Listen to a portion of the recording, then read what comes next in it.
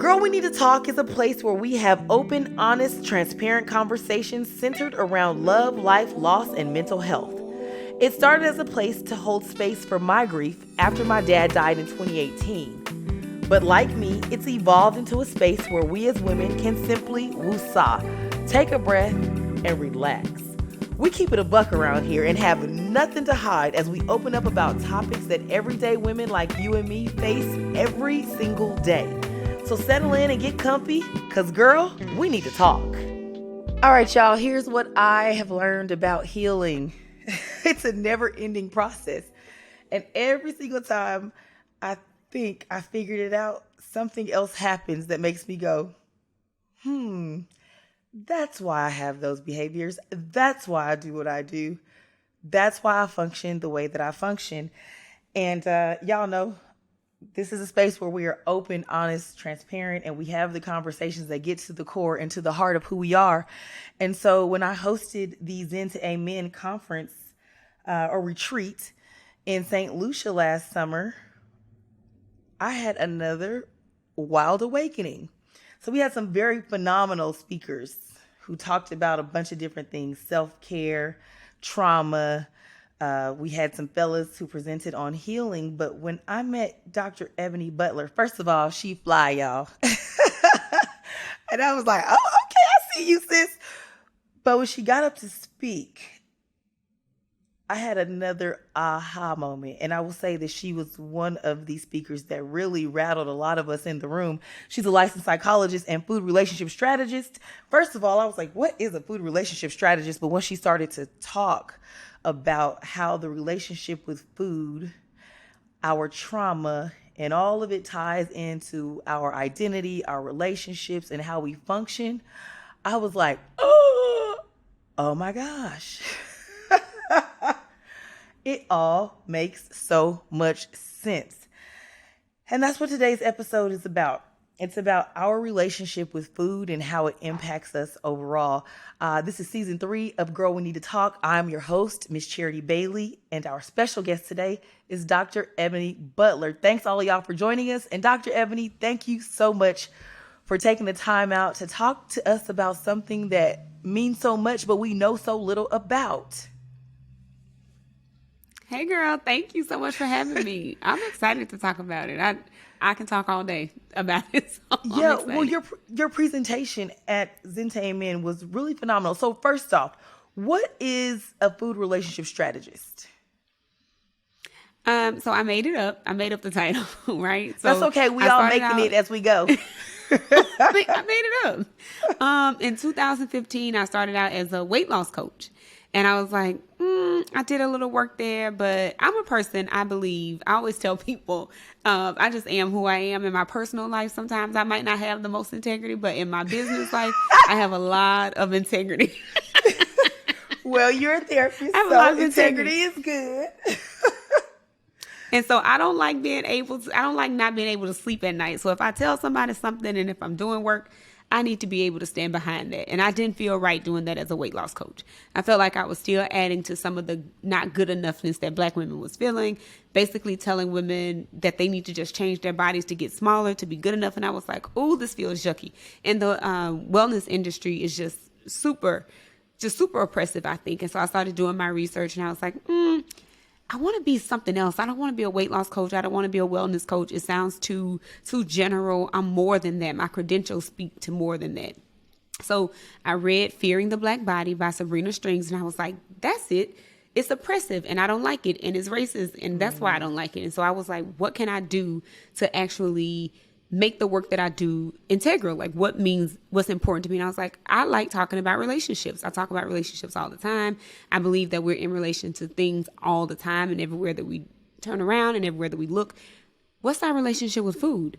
And what does that look like person to person? Because it's surely not the same. So that's where the strategist part came from. And so I was like, oh, why not just be a food relationship strategist? And we've been that since about 2018. So Here we are. Yeah, well, you're doing great work. Yeah. And you said something key because it triggered this thought for me is that we talk a lot about dating relationships, marriages, relationships within the family, but we do not talk enough about, in my opinion, the relationship that we have with food and how it shapes us as humans. And so you talk a lot about diet culture. We don't talk about it enough. No, because it's very important. But you often talk about diet culture, and you mentioned that it's oppressive. In what ways is diet culture oppressive? So to talk about the oppressiveness of diet culture, we first have to understand what diet culture is. So diet culture is a system of beliefs. It's a societal thing. It's like a communal thing, an understanding where thinness is related to worth and related to value. The more thin you are, the more valued you are in society, the more privileged you are, the more worthy you are. And that your character and your moral is connected to the food that you put in your mouth. That's diet culture. Yeah. You're a good person, you're a bad person based on what you eat. You're a good person, bad person based on what you look like. And your morals, values are tied up in that. The oppressiveness comes from the fact that those things are aligned with whiteness. That the more thin you are, the better you are, because the more thin you are, the more close to whiteness you are. And that's the way that it started. So diet culture's roots it starts with, how do we get white people to be more distant from black folks? Because black folks are insatiable, they're gross, they're nasty, their bodies are too round, their appetites are never satisfied. And so you read Sabrina String's book, Fear in the Black Body, talks about the black woman's body as a spectacle. And then how do we get ourselves away from that? And so the thinness is moving more away from blackness. So the more thin I am, the less black I am. Yeah. Now, I ain't read the book. Fat I am. Yeah. Mm-hmm. Well, that's the thing. I haven't read the book, but as you're saying that, I recall that there have been conversations that I had with friends maybe like 10 years ago or so. Like, y'all say that people are pretty, but culturally, they not pretty. Like, by my set of standards, culturally, that's not pretty. That person is literally just skinny, and y'all be like, oh my God, she's so pretty. And you're like, no, she's skinny. But the flip side to that is that when the Kardashians or these Instagram models plump their lips, plump their hips, do all the extra stuff that black women have been ridiculed for, suddenly they're so pretty. And it's like, well, wait a minute, because they doing with doctors what we do naturally, but we've been ridiculed. It's like such a mind F, if you will. It's a screwed up place to live in, especially as a black woman. It's the ultimate gaslighting. It's the ultimate gaslighting to believe that you are not good enough, but people who mock and want to look like you, who imitate your likeness, are.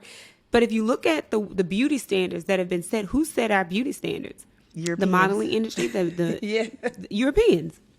Yeah. Who did we see on TV? Who has makeup been modeled on? Even if we look at the nicotine and tobacco industry, what did they tell us? If you smoke, you're going to be pretty. And who was the model of pretty? Yeah, because cigarettes were, women, right? And cigarettes were marketed toward women, specifically white women, like at the core of it, and then it progressed over time. Right. So you have to think about the beauty industry. Who set the standard of beauty? The standard of beauty now is still being set by the beauty industry, which is why the Kardashians are allowed to set the tone. They're setting the tone. They continue to set the tone and the trends, and people who look like them continue to set the tone and trends. And then we get the consequences and the ramifications and negative consequences of that. And it's taking a toll on us now as we see. We don't think our bodies are good enough.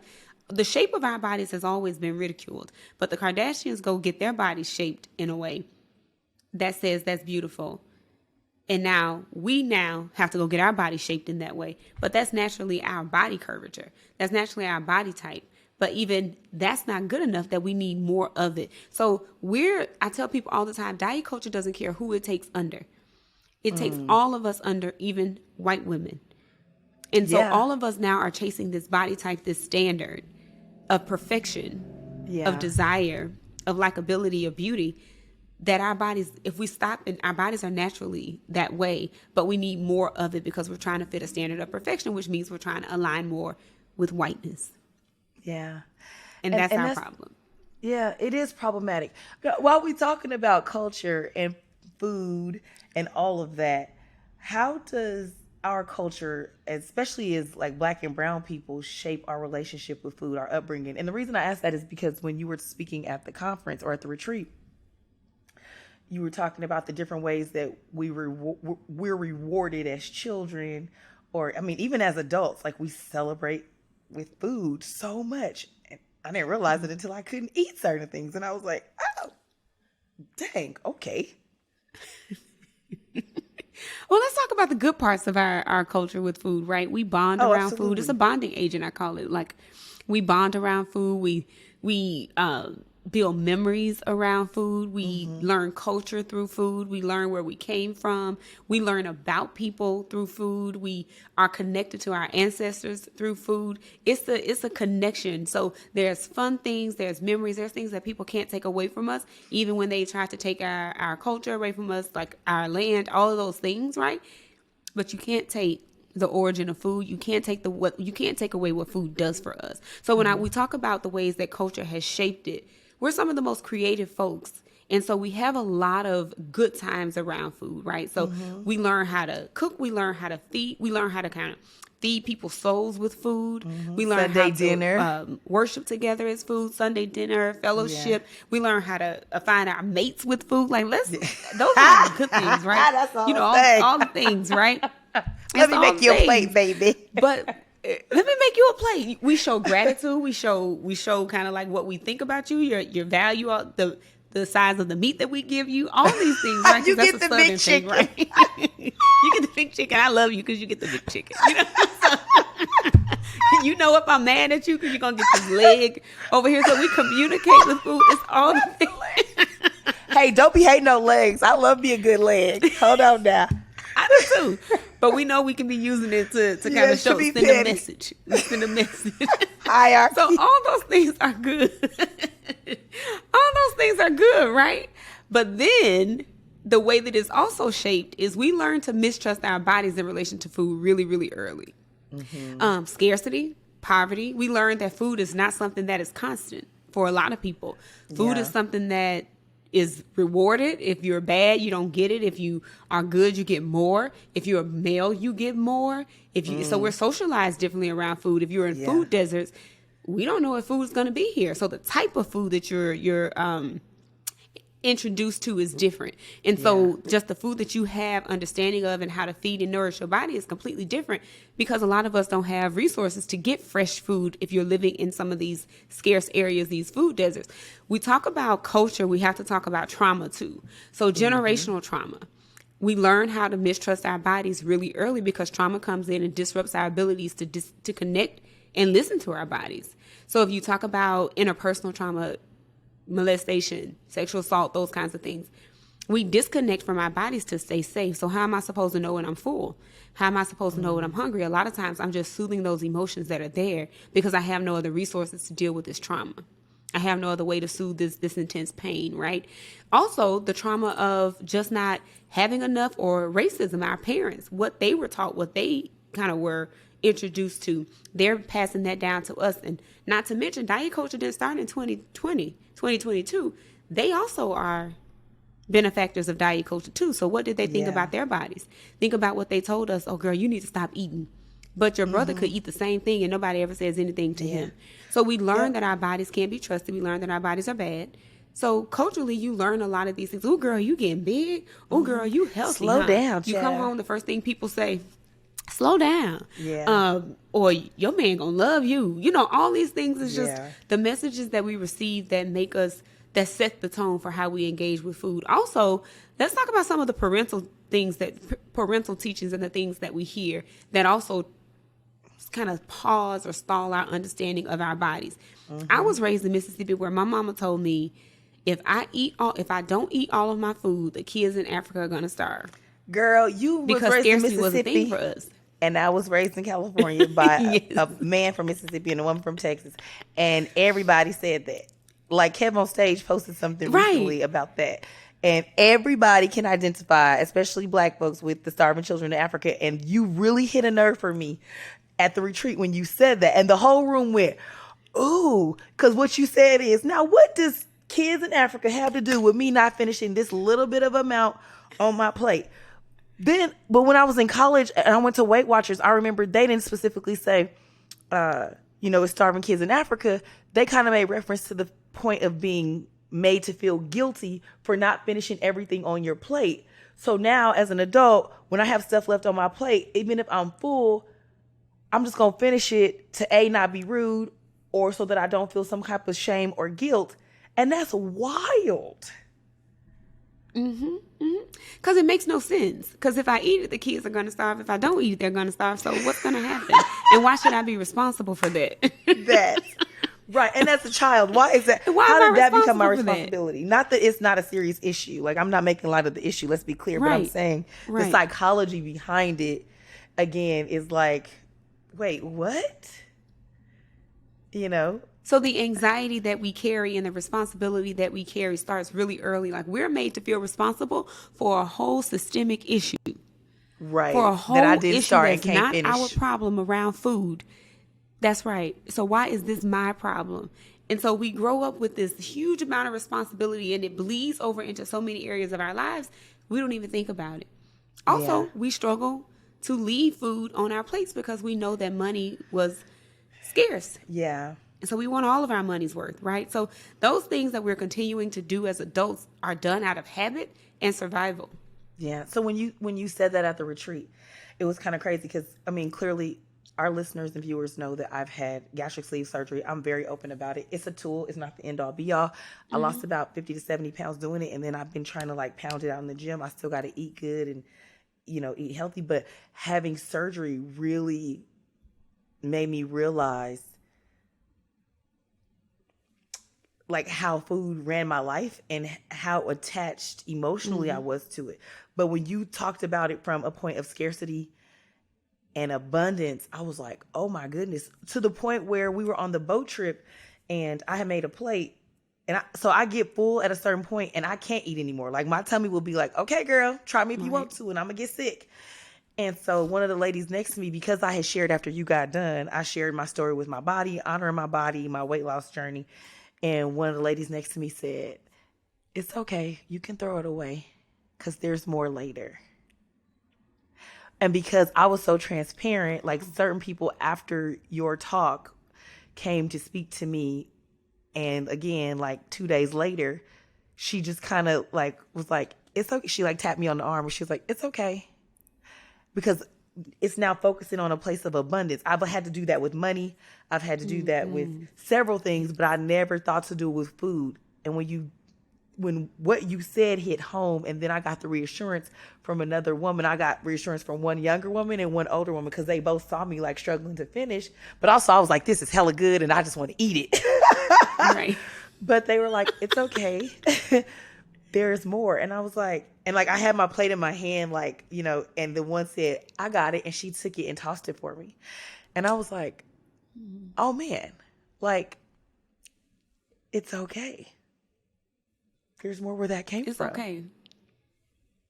But how many times as children do we hear that message? It's okay. You don't have to eat it. We don't. It's okay. We don't. There's more. Uh-huh. Yeah. Yeah. You don't.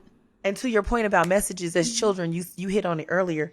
One of my vivid memories of somebody that we grew up with, she was an adult that I really looked up to, and I was going to get more food, and several of the kids were in line to get food. And of course, I'm a chubby kid, whatever. I became an overweight adult. It is what it is, who is now getting her life together. And I recall to this day, that woman admires me and she's always like, oh my God, you're so great. You're so beautiful. And I'm like, you have no idea how you scarred me. One Sunday, we were all in the kitchen getting more food. And she was like, not Charity. No, she don't need to begin seconds. Yeah.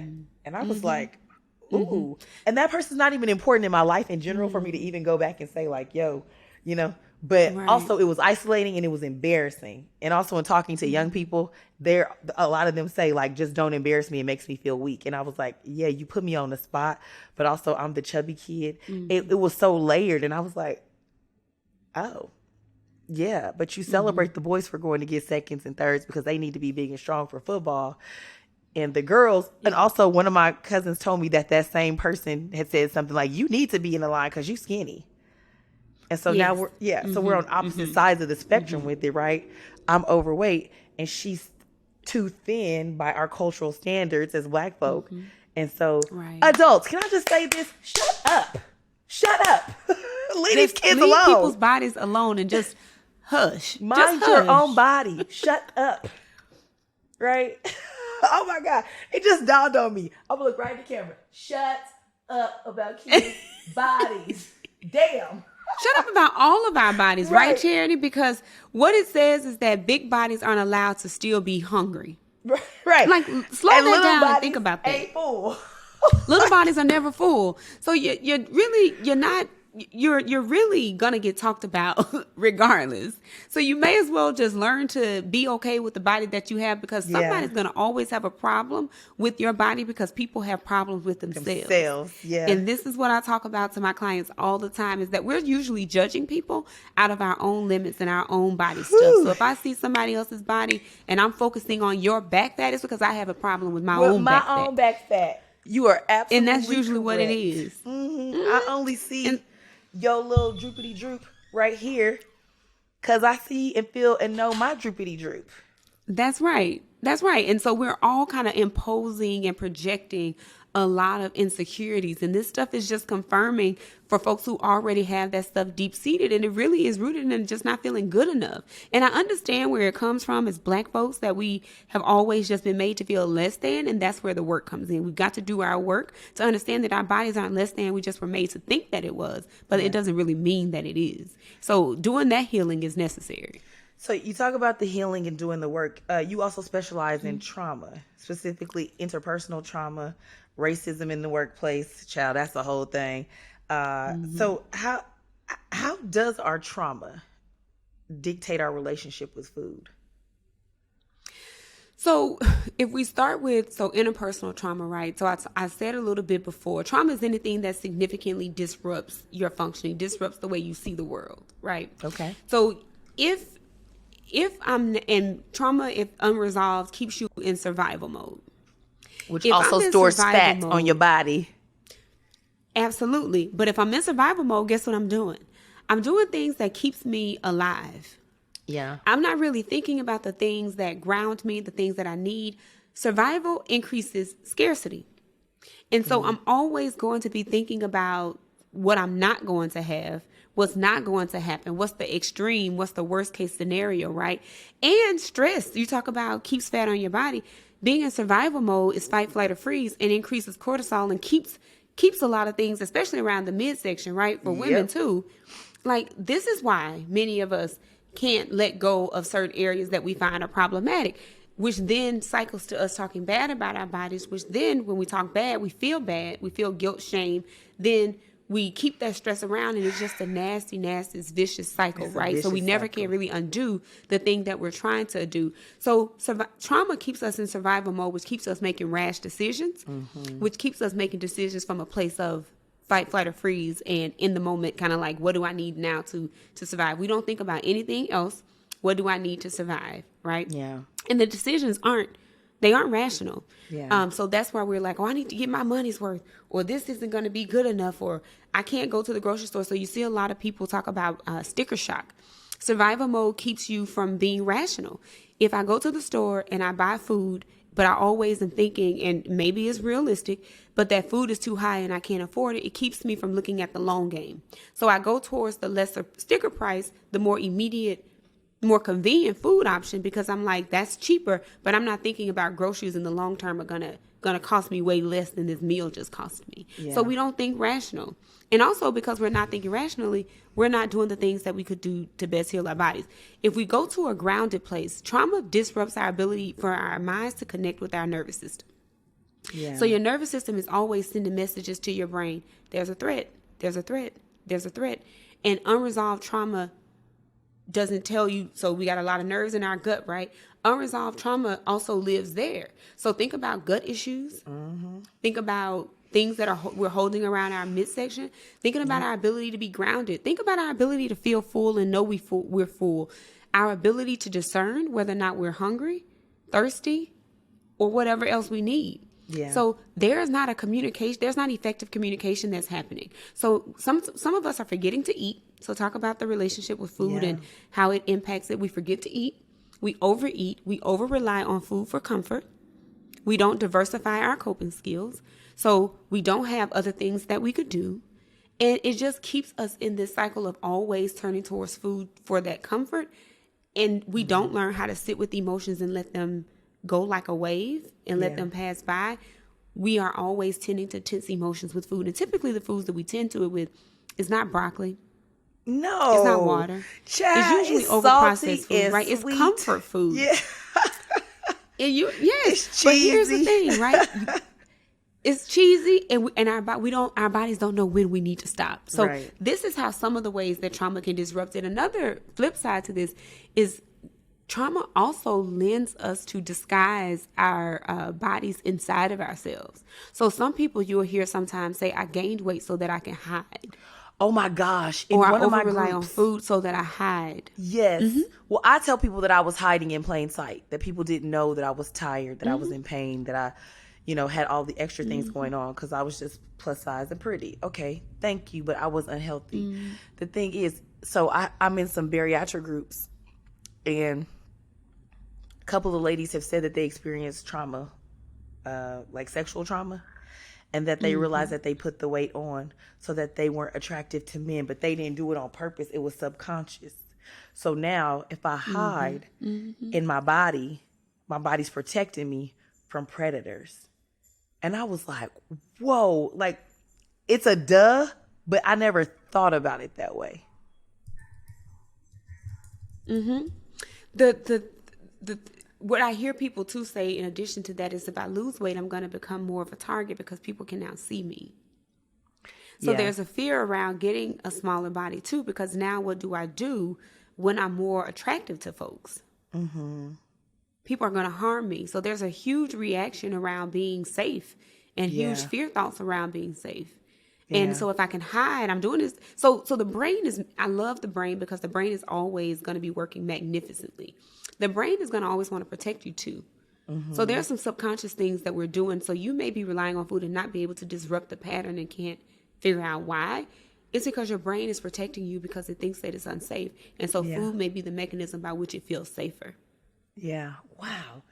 And that's the thing. Every time I talk to you, I like this whole time I'm like, oh my gosh, I'm so triggered about this or that or the third, because it just brings up things that I never thought about consciously. They sit in the subconscious and then you mention it and it's like ding, ding, ding, ding, ding. Like there's so much. So I'm so glad. Thank you so much for even knowing that this work needed to be done, because we don't even know that it needs to be done. But like, again, after you spoke at the conference, at the retreat, excuse me, so many people, men included, like walked up to me and were like talking to me about their own personal journeys with weight loss surgery. They were talking to you about their personal journeys. And one of the big things that you often talk about is that your personal journey with bodybuilding and your body transformation. And okay, so y'all, when I met Dr. Ebony, most of the time when I introduce speakers, I try to get to know a little bit about them so I can introduce them properly.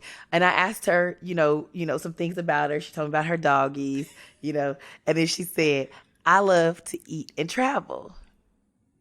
And you came to the realization that your journey with weight loss was not a happy one and you couldn't eat and travel, and that did not bring you joy. And so you was done with it. I was done. I was like, oh, I can't eat. So I was a heavy girl too. So I've always been Charity, the pretty girl. Pretty girl used to have a gap. Pretty girl with a gap, right? But I was always the chubby girl, the chubby friend, always friend zoned, right? So I lost all this weight and went on to teach weight loss. That's where that came about. Yeah, and you became a But then bodybuilder. because I'm extreme, I became a bodybuilder because I'm extreme and I'm obsessive. And so losing, I'm just going to tell people the truth about me because that's what it Do is. it, And I have sis. my own relationship with food in Right. my body, right?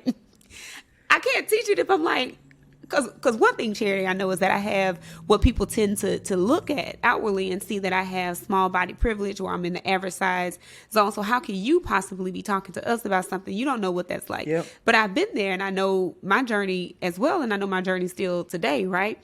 So I'm obsessive and I'm extreme. And I was like, oh, I'm small, but I'm not small enough. And if I got to really, really get to the small size, so if I gain weight, I'm going to still be in safe range. This is what happens in your mind when you're fat phobic, right? And all the things associated with fatness have been told to be bad. And you're just trying not to be bad. You're trying to be perfect, right? So I was like, I'm going to go bodybuild. And I did that. And for me, it was one of the most miserable times of my life. While I love training and I just still really do. I don't like the extremes that I had to put my body through to get to that size. Yeah. And what I learned in that process is that I have to eat air to be tiny. I have to eat air to be small. Yeah. Because my body just doesn't want to do it. And I was fighting against my body for 2 years to get it to be as small as it was. And my breaking point was when I was... Yeah, girl. When I was sitting in the car on my birthday eating 10 asparagus fingers and 5 ounces of chicken. We're not doing that. I couldn't eat a cake. I couldn't have a drink. No, your birthday is the one So day this that is calories it. do not count. They can go straight to hell. You supposed to Exactly. celebrate, enjoy, and even on vacation. And that's the thing. You said, like, the big thing about travel for you is enjoying food. For me, when I realized I was, like, after surgery that I might not be able to eat certain things, I felt the same way. I was like, dang, I like to eat different foods when I go to different countries and cities and states. That's right. But then me and my tummy, we be having a conversation, and she'll be like, okay, and I'm gonna let you get that much. When I say stop, you better stop. But that is miserable, and that's the thing. I'm telling you now. It's like, so you have to find a balance of quality of life and you know, health, I guess. Whatever you define that to be, right? Yeah. Right. And to your point about the body, like, I think one of the most freeing things for me was when I asked my surgeon, my entire life, people have told me, you're 5'7", you should be between 130 and 150. I'm sorry, ma'am. My lowest was 212 as an adult in college, and I was a size 10. Right now, today, I'm 240 pounds, and I wear a size medium top, large and extra large dresses, a size 14 or 16, like, and a size 10 dresses. I have friends who wear the same exact size as me, and they weigh 100 pounds less than me. But I've learned to honor my body and honor my body type because I work out. I love boxing. I love working out. And my body is heavy, but I got shoulders now, and like, I'm good. And I'm not going to hold her. Because you mentioned it earlier. When you start stressing yourself out, then your body like starts to freak out accordingly because now you're in stress mode and survival mode and you're not thriving. Well, that's one of the biggest lies of diet culture is that if you just get to this one size, everything is going to be okay. And this one size should look like that. Right. And that's one of the biggest lies ever. All of our bodies are different because what? Genetics. Diet culture doesn't take genetics into consideration. It doesn't take culture into consideration. It doesn't take the environment into consideration. It really doesn't take the way difference, gravity. Yeah. It takes nothing into consideration because my body is going to wear a size differently than somebody who's my same height, same weight. Our bodies are going to carry it differently just because of all of those factors, right? But diet culture tells you that it should look a certain way, which is why all of us are trying to get these bodies that are perfectly shaped and identical when that's not the way nature intends it to be. Not at all. And it's just miserable. It's just a life of misery. Yeah. And so you talked about culture, right? One of the things I love about traveling is that I get to learn so much about culture through food. I get to learn how they do things. I get to talk to people around different foods that we think are essential to us, that are essential to them. So when I was in that bodybuilding life, I lost a huge part of what makes me me and what makes me happy. Yeah. So for me, that just wasn't the life to go. And for me too, it was a fine line between that and an eating disorder. Yeah. So I was like, I'm going to choose health. I worked hard to get here. I worked hard to release myself of my obsessiveness. I'm not going to go back there. And so lucky for me, I have resources and a therapist. And I was like, I'm bordering there again. I need to get out. And so I was able to get out and refocus on my body. Yeah. And you fine, child. Let's be very clear. But that's the thing, though, too. It's like, that's why I said it was so freeing. I asked my surgeon what my goal weight would be, and he said between 200 and 220. I almost jumped out that chair. I said, oh, he said, cause that's freeing, ain't it? Because he said even at 360, whatever, I think I was like 363 the Friday before I had surgery. He was like, I'm looking at, I did an overall, body composition. He said, that chart can go to hell. He said, I hate that chart. Like, that chart has screwed us up. And I was like, yeah, okay, well, thank you. So, yeah, I too have come to a place and space of honoring my body, and I still don't really see myself sometimes. My boxing coach's wife gave me a medium shirt, and I didn't know what to do with it. She was like, put it on, and it fit perfectly. I had it on last week. My co-host's wife, I asked him for some shorts because I was like, I can wear your clothes now, Nick. And his wife sent down her dress, and I was like, what am I supposed to do with this? Because she also weighs 100 pounds less than me. He was like, I don't know, Rosie said, put this on. I put it on. It slid right on, was looking real cute, and it was a size medium. I was so shocked. But it's getting to a place in my head and in my heart where I'm like, let your body do what it does. If you feel fluffy, it feels fluffy right now. So it needs something right now. So you're holding on to something, and when it's done, it'll be done. But it's not stressing about it. So, your journey with bodybuilding, and let's be very clear, we ain't shooting on bodybuilders and people who have decided that lifestyle. But it's just that ain't the one for us. Great. Like, I don't want to eat. I love asparagus, but I don't want to have to eat 10 and certain amounts of food, or should I say, the same amount of food and the same type of. I don't want to do that. So, I want to have fun. I want to enjoy life. I want to eat and drink. My boxing coach too. He says it all the time, Dr. Ebony. He'll say, "All right, champ. You said you gained 5 pounds, but you like to date and drink. So when you don't want to drink, you won't, and then that 5 or 10 pounds will come off." And it's true. But like, I'm making the decision to like kick it. It's true, and it's fine. And when I don't want to kick it this week, I'll lose weight again and whatever. But I'm gonna come to the gym continuously. I'm gonna still do the other things, but I'm gonna have fun. So, but such is the ebb and flows of life. Yes. Really, we hold ourselves to such a high standard because we've been conditioned to do so, that we're like, oh, I need to be negative 10 pounds all the time. No. And if I gain 7 of those back, I'm doing bad. Right. It's the good that's bad what you would thing. hear people say all the time. It's the good bad. As women, we cannot be bad. We can't be bad. Yeah. I always need to be good. Right. And we don't understand it. And one of the things, Sherry, we don't really trust our bodies. And our bodies are so sick of us. Because your body is always telling you, your body is always going to search for what we call homeostasis, that's balance. Your body is always going to be trying to find balance, but we disrupt the process by inserting our control and our strategies for getting it back to where it needs to go. If you go on vacation and you pick up 5 pounds of water weight, your body's going to come back and find its balance. Right. If you just leave it alone. Because sometimes that's just from flying. But we come back. It's just from flying. But we come back, start doing teas and start like doing cabbage soup diets and all kind of extreme things, and our bodies get thrown off. And we're wondering why our bodies fluctuate and our hormones are so out of whack. We're doing too much to try to control the body's natural processes, and we're interrupting what it can do naturally. And it's because we don't trust ourselves, because we've learned not to. We really get in our own way. And surgery gave me that reset, which is why I've said I'm not finna do none of that extreme stuff. Because every time I've gone on vacation, I come back lighter now that I don't care. See how that works? This is a broader conversation, what I'm about to say. So I'm gonna leave it alone. I'm gonna say it and leave it alone. But like St. Lucia, I ate really well. When I go to Mexico, I eat really well.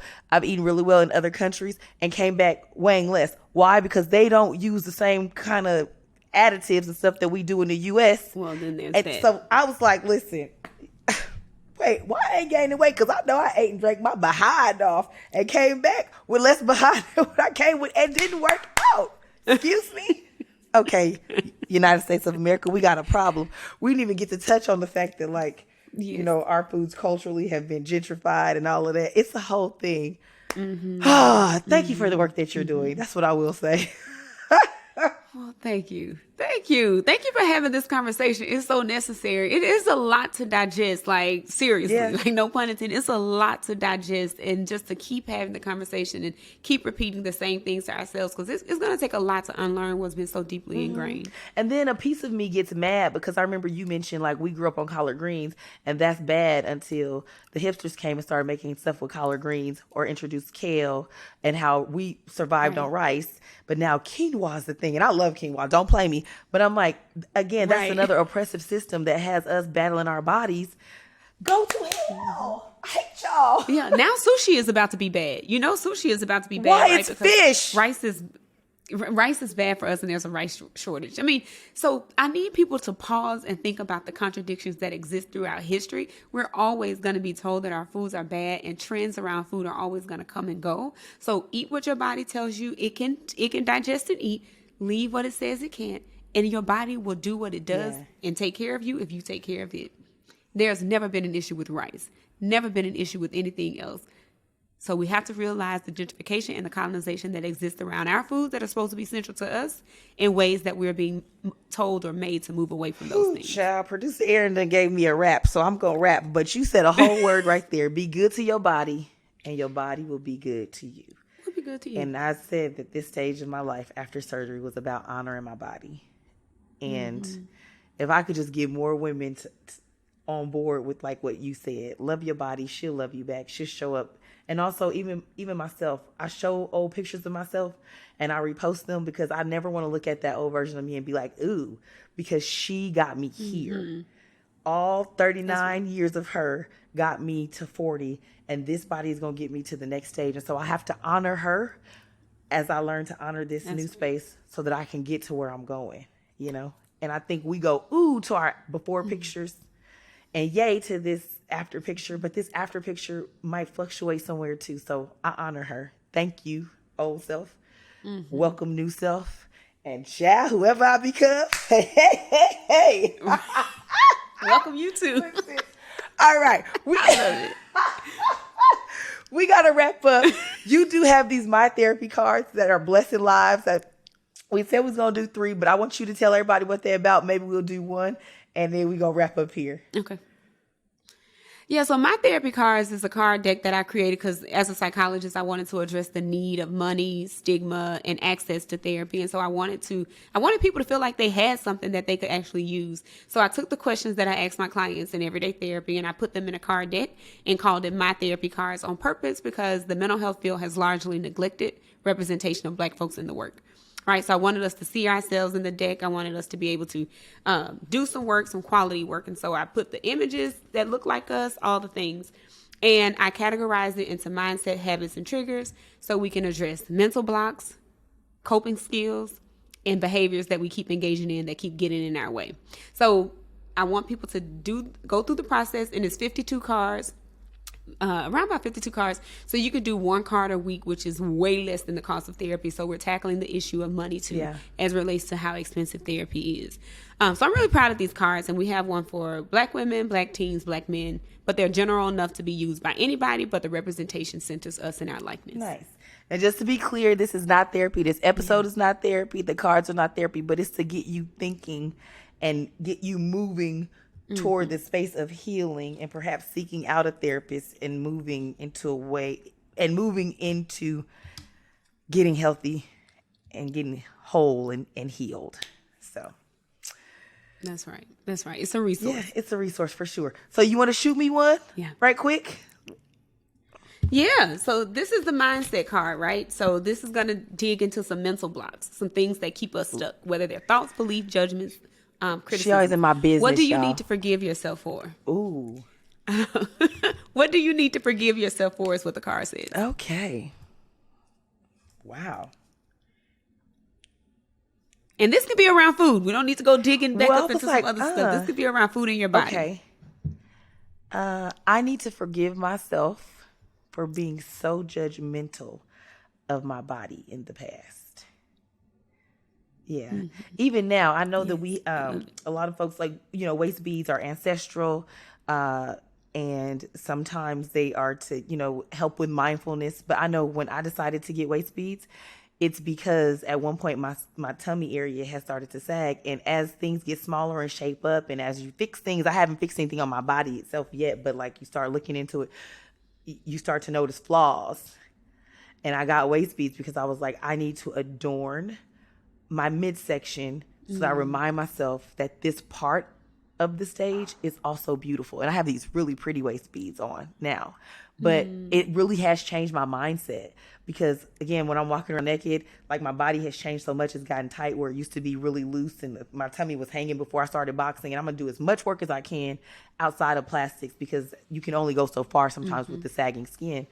But for me, again, the waist beads, they sit, front and center. And it's like, instead of looking there and going like, oh my God, or doing the pinchy thing or, it's, it's a reminder that this too is beautiful and this stage is beautiful and it may not last very long, but it's here for now. So thank you, body. And the beads, like adorning that area is the reminder that too is beautiful. So I need to forgive myself for being so hard on my body prior and throughout the process. But I think I'm on track because I've noticed it and I try to do things to like reverse that behavior. So, yeah. I love that. And forgiveness is a process. We always talk about forgiving other people, but there's a lot that we hold ourselves to that we don't let go of. So I'm happy to hear that you're in the process of forgiving yourself and letting yourself off the hook of all those judgments and criticisms and things that we've said about our bodies. Me too. Yeah. You know, that continue to generate guilt and shame. Well, child, once again, Dr. Ebony has come for my neck.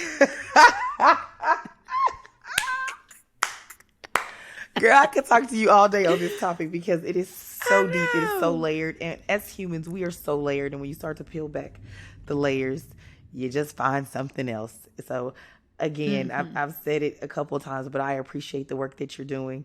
I appreciate the fact that you're into liberating us culturally and breaking the ties and the bad relationship that we have with food so we can like rip it up and change it so that the generations behind us don't have to do that, especially as women. You know, my younger nieces and my cousins and stuff that are in their 20s, I tell them all the time right now, like, I know they're like, you're so crazy, hush. But I'm like, just be kind to your body.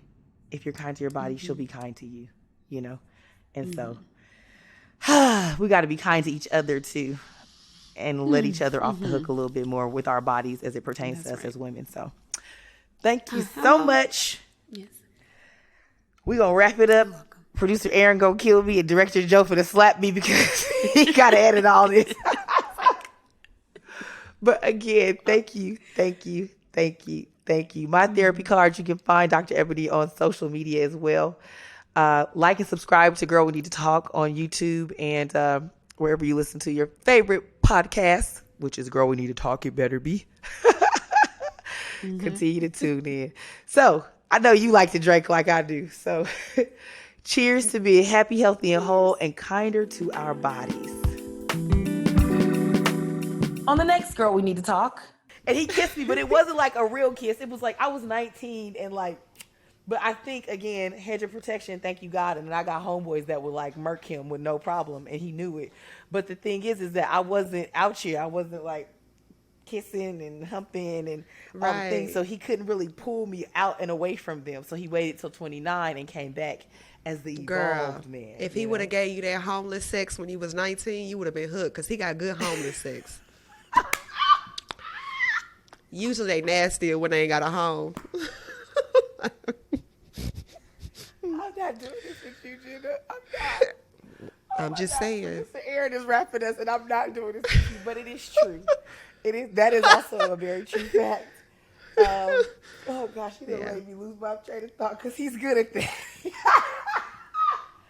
You know how you get mad at him doing it, you be like, and that's why it was mediocre. You can't even, you be like, well, that part was it was good. Good homeless peen.